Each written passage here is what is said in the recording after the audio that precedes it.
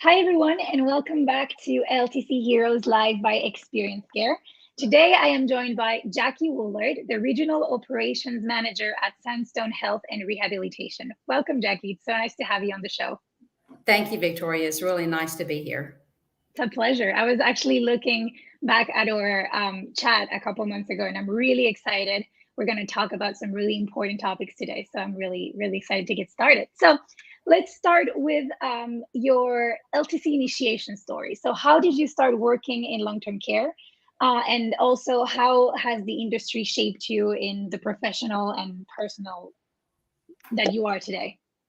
My first experience with long-term care, Victoria, was at the age of 7. I was a Brownie Scout, and we had crocheted lap blankets for our local nursing home. So at the age of 7 or 8, that's when I began, was my first exposure with long-term care. And I really think that really seeing their gratitude, they were so thankful for, visitors, much less children. I really think that made a huge impression on me. As I finished college, I went to school to be a therapist because my grandmother had a stroke at the age of 91, and we had her in our home, and we had home health therapy. And that's how I got into long-term care, is just by being exposed early, being around family members that age that had medical issues, and helping with that. So long-term care has been my passion for a very long time. That's a beautiful story. Wow, I had no idea. Wow. So what is it about this industry that made you want to stick around all these years and be kind of work and dedicate your life to it? Helping people who have lost control, maybe not such a control thing, but they can't help themselves sometimes to cook that meal or to get out of that chair. Just being that servant, a servant leader, has really has stuck with me. My whole life has been helping those who can't help themselves. We work where they live. That is their home. Any facility is their home. So that has been my goal and has been my life. And I've been in long-term care.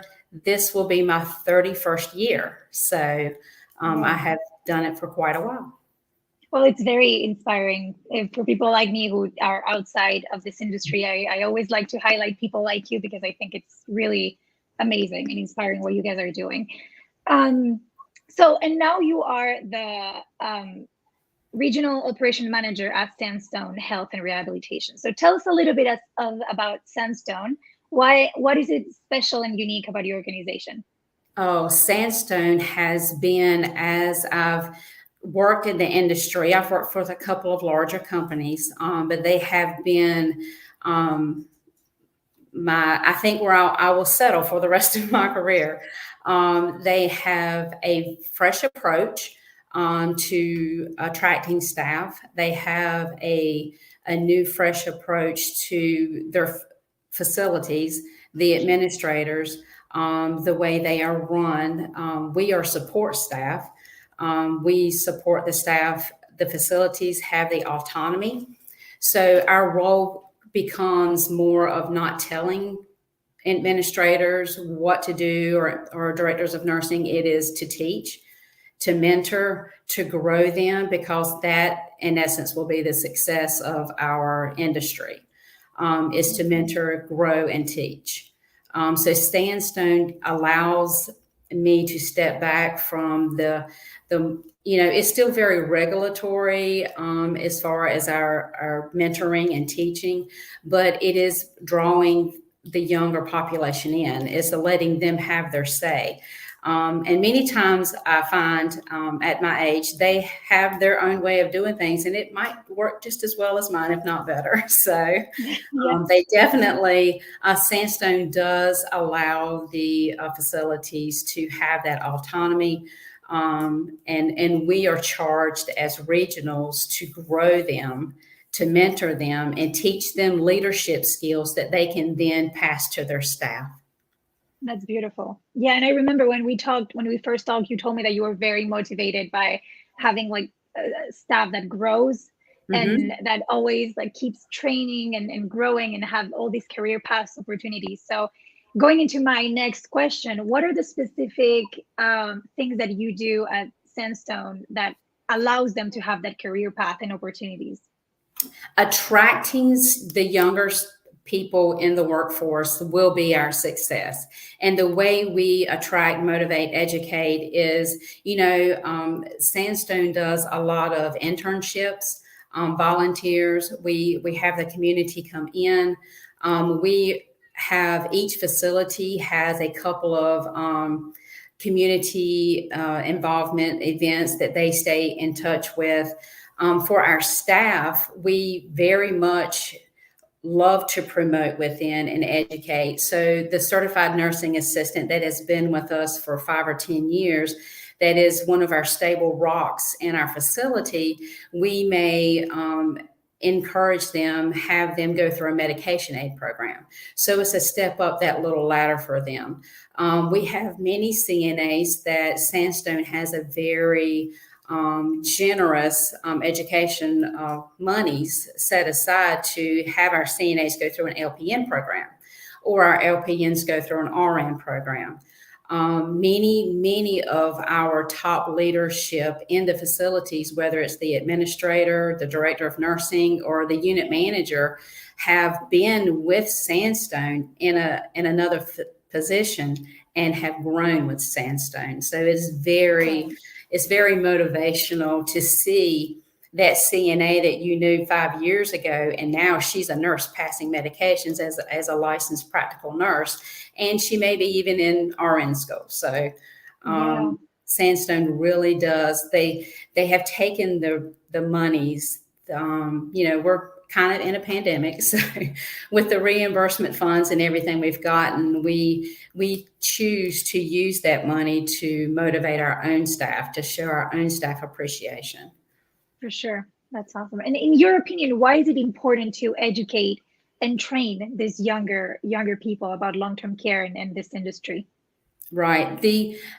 Most of our certified nursing assistants, nurses, they have been in the industry for the 10 to 20 to 30 years.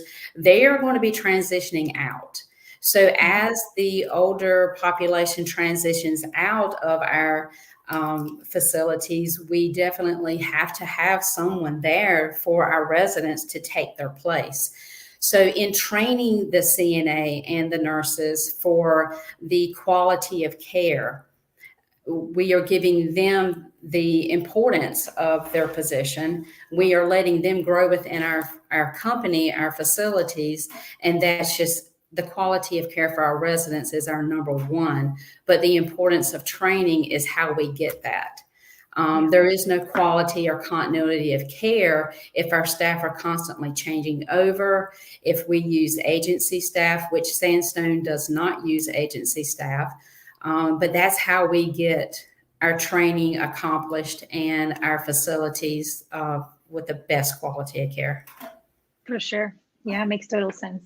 So, Jackie, if I were to go into your day-to-day kind of operations and responsibilities and try to see what type of leader you are, what would I see? Oh, I am very much the class clown.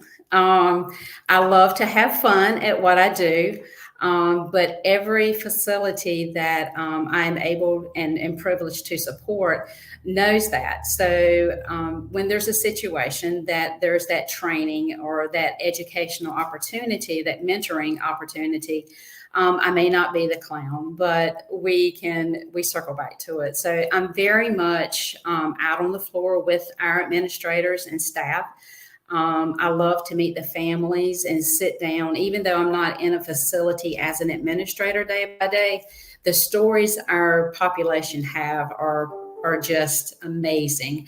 I do not go into a facility without pinpointing a couple of people, residents, that I can sit and talk to, listen to their story, find out, what's happened over their life, their children, their grandchildren.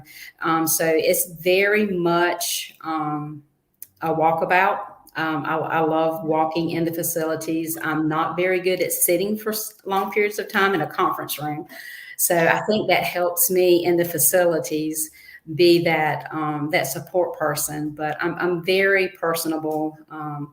But no, there are those moments where mentoring will kind of trump a little bit. For sure. That's awesome. So I remember we talked also about kind of the importance of clinical and operations working together for reimbursement. In your opinion, what are some tips or some advice that you could give to kind of have clinical and operations working together towards achieving a higher reimbursement? Absolutely. Our current payment system is PDPM, and it is set up much.